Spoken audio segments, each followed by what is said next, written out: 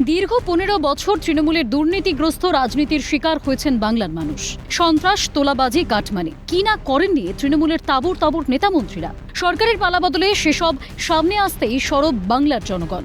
বঙ্গ রাজনীতিতে এখন ট্রেন্ডে ডিম থেরাপি। তৃণমূলের নেতা মন্ত্রীদের উপর ক্ষোভ উগরে দিচ্ছেন সাধারণ মানুষ। তৃণমূল সাংসদ অভিষেক বন্দ্যোপাধ্যায়কে দিয়ে শুরু হয় ডিম থেরাপি। তারপর থেকে একে একে জেলা স্তর থেকে উঁচু স্তর তৃণমূল নেতাদের কপালে জুটেছে সাধারণ মানুষের এই বিশেষ পরিষেবা। এবার জনরোষের মুখে তৃণমূল সাংসদ মহুয়া মৈত্র ও দোলা সেন।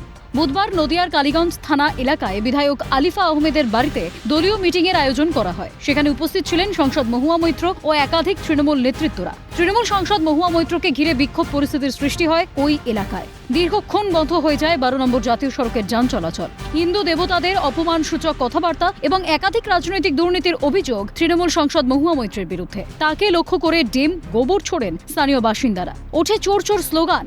কালো পতাকা দেখানো হয় তৃণমূল সাংসদ মহুয়া মৈত্রকে।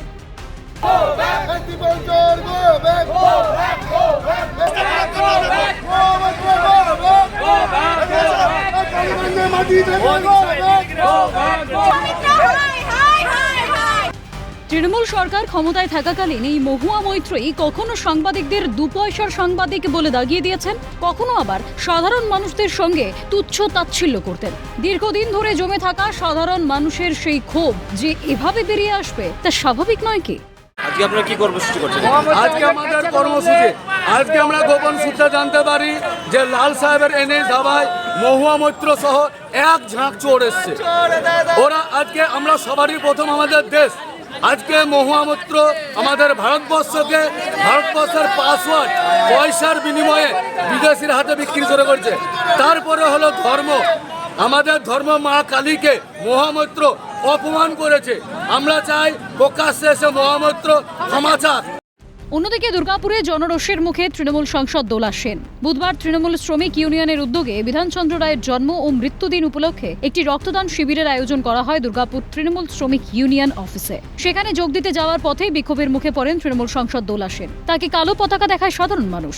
তাকে লক্ষ্য করে ওঠে চোর চোর স্লোগান। এরপর তৃণমূলের তরফ থেকেও ওঠে পাল্টা স্লোগান। রাজ্যে প্রধানমন্ত্রী ও মুখ্যমন্ত্রীর বিরুদ্ধে কুমন্তব্য করেন তৃণমূল কর্মীরা। আমরা দেখেছি যে এই দুর্গাপুরের শান্ত মাটিকে, এই দুর্গাপুরের শান্ত ভূমিকে, শান্ত পরিবেশকে অশান্ত করতে তৃণমূলের দুষ্কৃতী দোলা সেন আজকে এই দুর্গাপুরের মাটিতে আজকে শুভ দিনে পা দিয়েছে।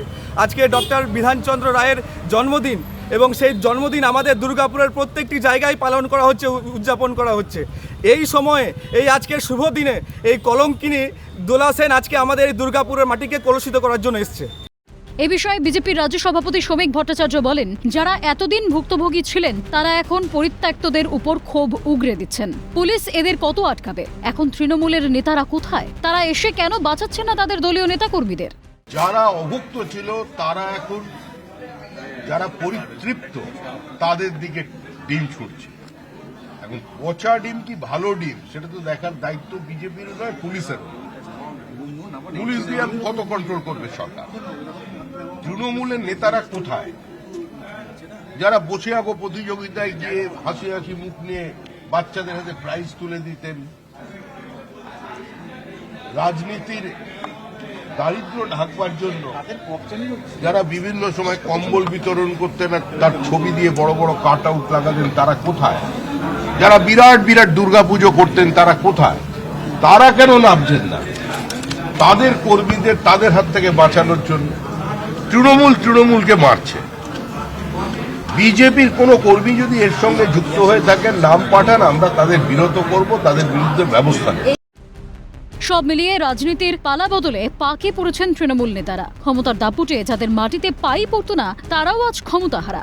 এক সময় যাদের সভা মিছিলে প্রতিপক্ষকে কোণঠাসা করার জন্য ব্যবহার করা হতো স্লোগান, আজ সেই স্লোগানই যেন ফিরে আসছে বুমেরাং হয়ে। রাজনীতির মঞ্চে ক্ষমতা চিরস্থায়ী নয়, কিন্তু জনতার রায় শেষ কথা। আর বাংলার রাজনীতিতে এখন যেন সেই জনরোষের প্রতিধ্বনি ক্রমশ জোরালো হচ্ছে।